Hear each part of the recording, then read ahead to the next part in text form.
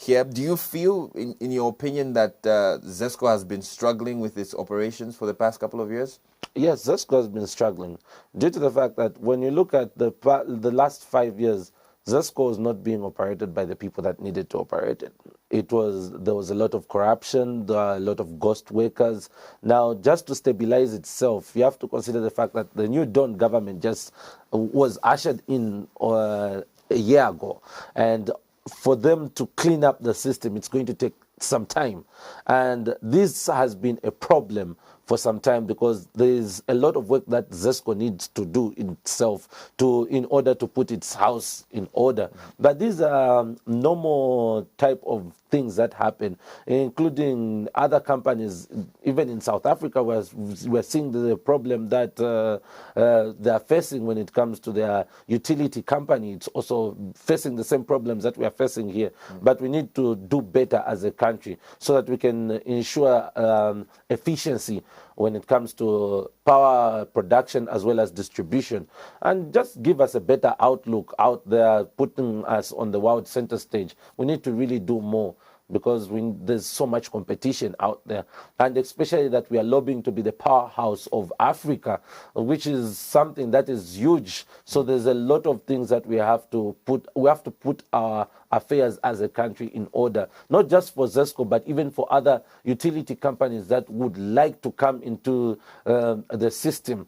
They also have to ensure and learn from Zesco's mistakes so that we can ensure efficiency in the long run.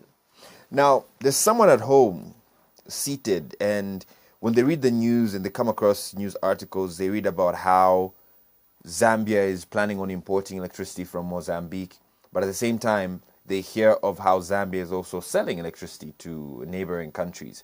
I just want to understand, maybe even for someone sitting at home, yes, it may not make sense to them if they are looking at a country that is selling electricity, but at the same time buying electricity. So what is the conversation there? And please try to make sense out of this for someone who would be wondering what that means. So how did Zambia find itself buying electricity, and how did Zambia find itself selling electricity?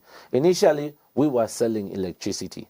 Then we had a deficit due to the fact that we had a drought. And these are force measures beyond our control as human beings. But then we still needed electricity. Now, Zambia has signed some bilateral contracts with the companies that we sell electricity to. And bleaching these contracts will attend us heavy penalties. And this will not be a very good look for Zambia itself. So Zambia decided to import electricity because we can cancel that contract depending on the efficiency that we're going to have in terms of production of electricity in the long run.